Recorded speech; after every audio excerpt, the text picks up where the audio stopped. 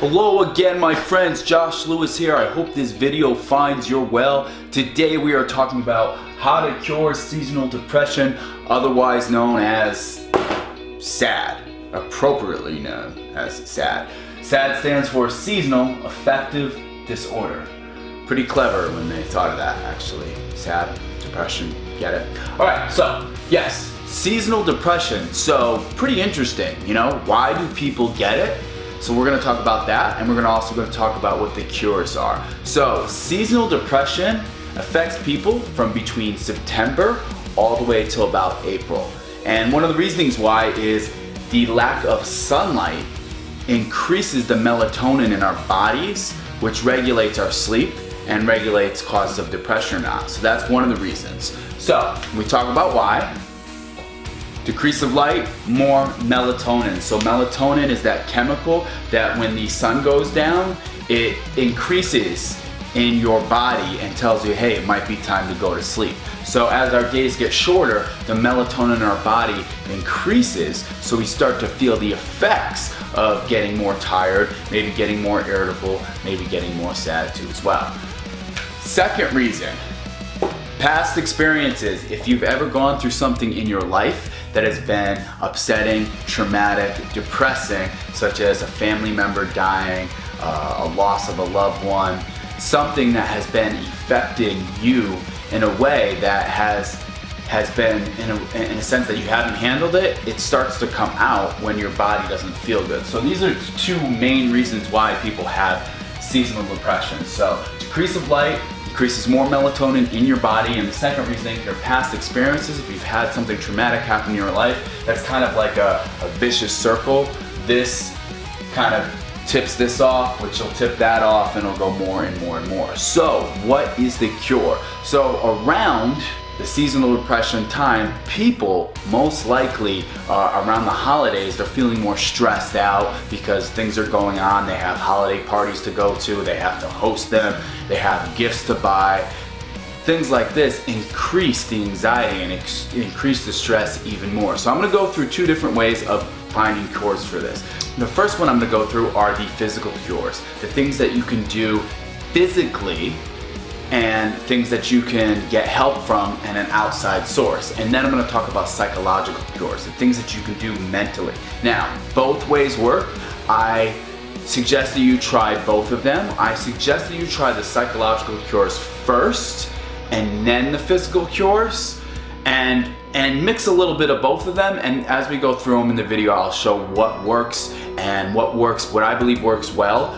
But remember, everybody is different, so try a couple of these different things. The good thing is there is a cure. You can cure these things. There's things you can get through. This is definitely one of those things you can get through if you apply the right things to it. So let's get right into it. So cures.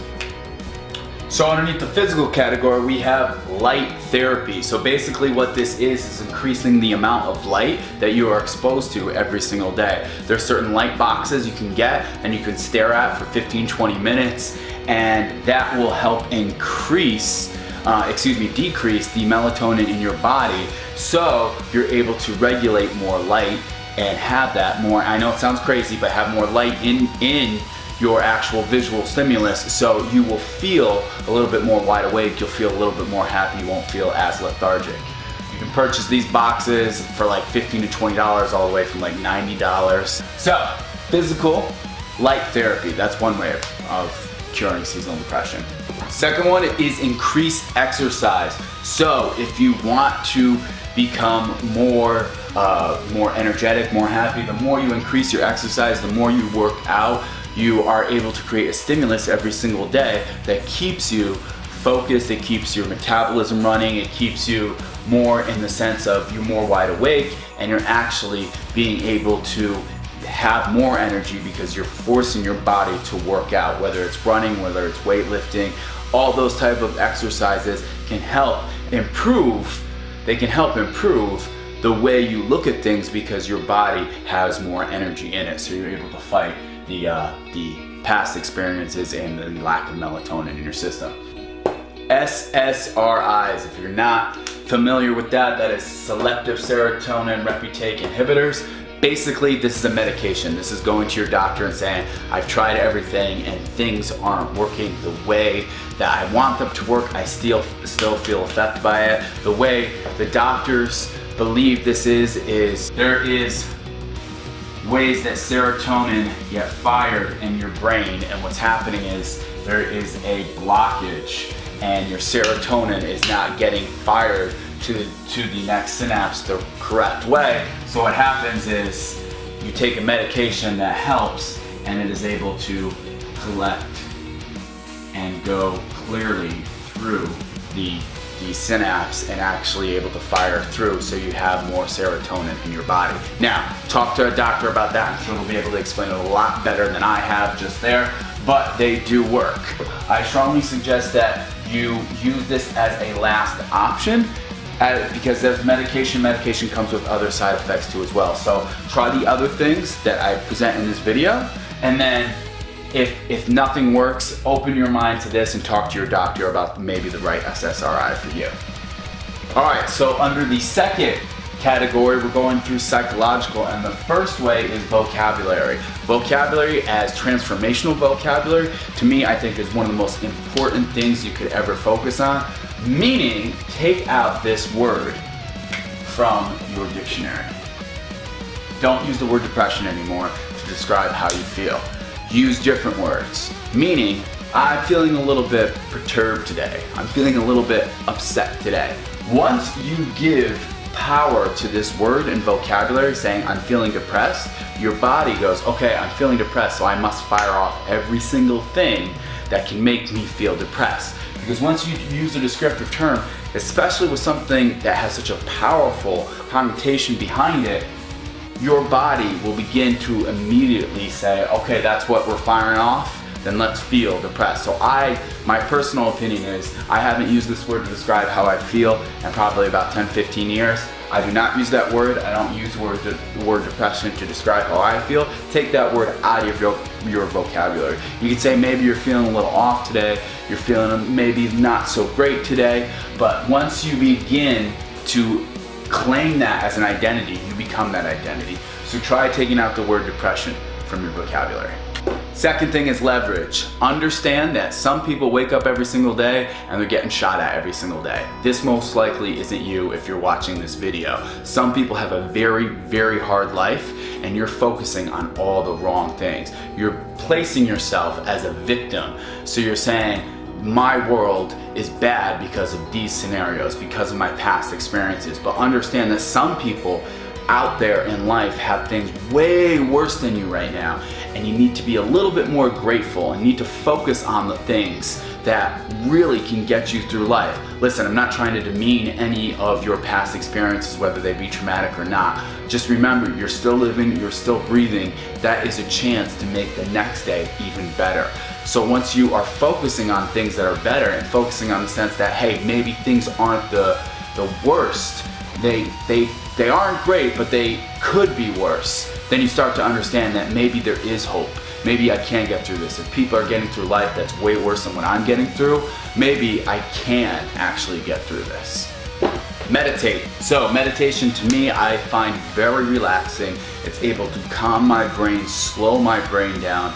And if you've never tried meditation, just Google some ways to meditate. It's really basically pretty simple. It's basically just forcing your body to stay and forcing your mind to stop thinking, and just figure it out. Start going out for 10 minutes or so. I have a video about how to meditate better. I'll put the link down below so you can do a little bit more research if you've never done it before.